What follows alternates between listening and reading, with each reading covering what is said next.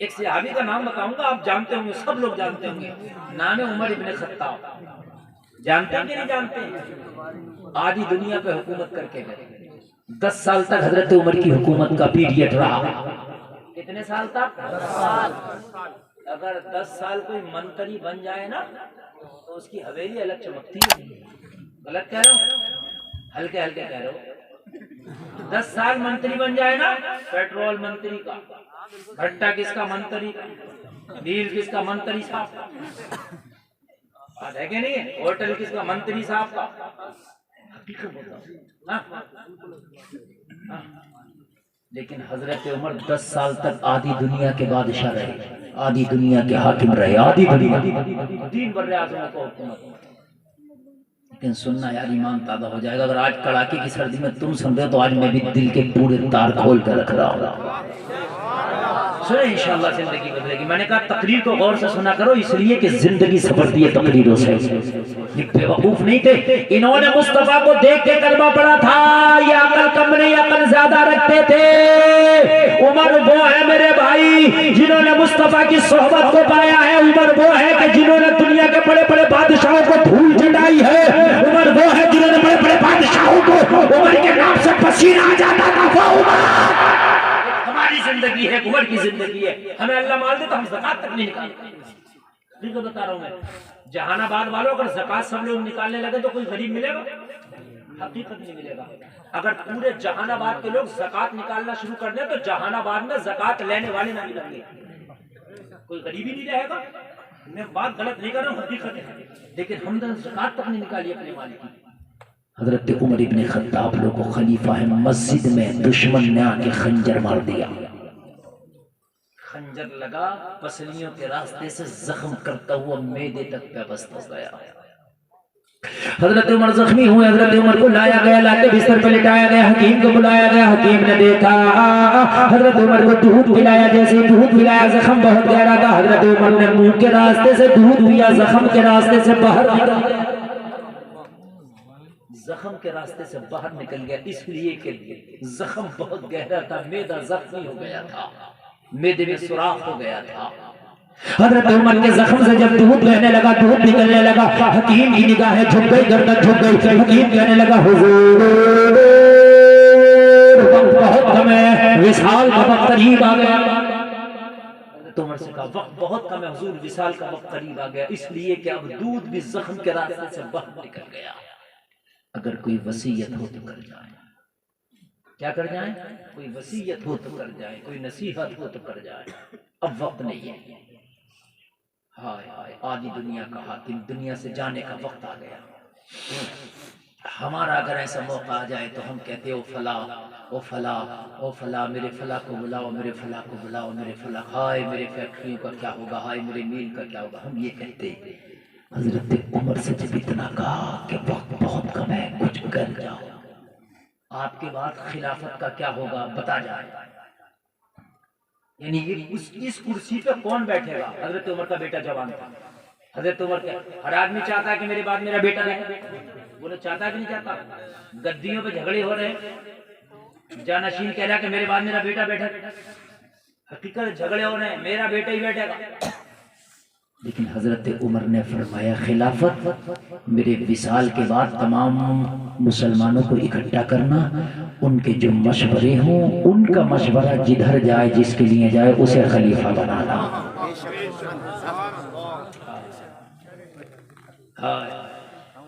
میرے بعد عام مسلمانوں کی رائے پہ خلیفہ بنانا کا حضور آپ کی اولادوں میں تو کہا سنو، میری اولادوں میں سے کسی کو بھی خلافت کے مشورے میں بھی شامل مت کرنا۔ خلیفہ بنانا تو دور کی بات، خلافت کے مشورے میں بھی شامل مت کرنا، اس لیے کہ ذمہ داری بڑی ہے۔ بس اللہ اپنے کرم سے معاف فرمائے، عمر سے پورے خلافت کا حساب ہوگا، جتنا دیا جائے گا اتنا حساب بھی تو لیا جائے گا۔ اللہ نامہ اعمال دیکھتا، میں نے کہا نا رجسٹر مینٹین کر کے رکھو، تو عمر اپنا رجسٹر مینٹین کر کے رکھو۔ ہو سکتا ہے کہ مینٹین نہ کرے میری اولادوں میں کوئی، اللہ اللہ۔ اتنا کہا حضرت عمر کی سانس پھنسنے لگی، اتنا کہا حضرت عمر کی سانس رکنے لگی، لوگ گھبرا گئے۔ عمر سے کہا عمر اگر کچھ چاہیے تو بتاؤ۔ حضرت عمر نے حذیفہ بن یمان کو بلا کے لاؤ. ایک صحابی ہے حذیفہ نام ہے. حضرت حذیفہ کو بلا کے لائے. دل کے کانوں سے سننا لوگوں رونگٹے کھڑے ہو جائیں گے. حضرت حذیفہ نبی کے رازدار صحابی ہیں. نبی جب کوئی راز کی بات کرتے تو حضرت حذیفہ سے کرتے. نبی کوئی خفیہ بات کرتے حضرت حذیفہ سے کرتے. حضرت عمر نے کہا حذیفہ بلاؤ. حضرت حذیفہ بلایا گیا. حضرت حذیفہ عمر کی بارگاہ میں کھڑے ہیں. حضرت حذیفہ عرض کرتے ہیں امیر المومنین مجھے کس لیے یاد فرمایا, مجھے کس لیے بلایا؟ حضرت عمر نے فرمایا حذیفہ بن یمان ایک روز مصطفیٰ نے محمد الرسول اللہ نے تمہیں مدینہ کے منافقین کی لسٹ دی تھی کہ مدینہ میں کون کون منافق ہے. یا تو میرے نبی کو پتا ہے کون کون منافق ہے حذیفہ, یا تمہیں پتا ہے کون کون منافق ہے؟ کہنے لگے ہاں عمر میرے پاس وہ لسٹ آج بھی موجود ہے کہ جس میں مدینہ کے منافقین کے نام لکھے ہوئے ہیں. تو آپ کیا چاہتے ہیں؟ حضرت عمر نے فرمایا حذیفہ میرے انتقال کا وقت قریب ہے, میرے وصال کا وقت قریب ہے. یہ بتا کہ اس لسٹ میں عمر کا نام تو نہیں ہے. یار کیسا خوف ہے خدا کا. یہ بتا دے کہ اس لسٹ میں عمر کا نام تو نہیں ہے. حضرت عمر حذیفہ سے پوچھ رہے ہیں حذیفہ میرا نام تو نہیں ہے. حضرت حذیفہ کے کانپنے لگا پورا بدن. کہنے لگا حضور آپ تو وہ ہے جس کے بارے میں مصطفیٰ نے فرمایا تھا کہ آسمان کے ستاروں کے برابر کسی کی نیکی یہاں تو عمر کی ہے. آپ تو وہ ہے جس کو نبی نے دعا میں مانگا تھا. آپ وہ ہیں جن کے کلمہ پڑھنے سے اسلام گھاٹیوں سے نکل کے میدانوں میں آ گیا. جب حضرت عمر نے کلمہ نہیں پڑھا تھا نا تو مسلمان چھپ چھپ کے کلمہ پڑھتے تھے, چھپ چھپ کے نمازیں پڑھتے تھے. جب حضرت عمر نے کلمہ پڑھا نا دار ارقم میں میرے نبی تشریف فرمائے.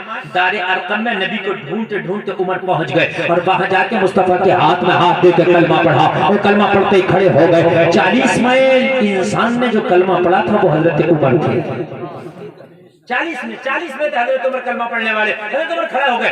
کہا کیوں کھڑے ہو گئے؟ کہنے لگے یا رسول اللہ اب کعبے کے حرم میں جا کے کلمہ پڑھنے کو دل چاہتا ہے. سبحان اللہ.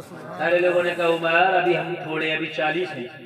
مکہ کے سارے کافر ہماری جان کے دشمن ہیں.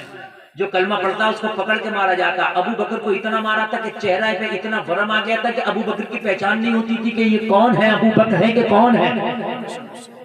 او عمر تمہیں پتا نہیں امیہ نے بلال کو اتنا مارا کہ جسم سے خون بہنے لگا.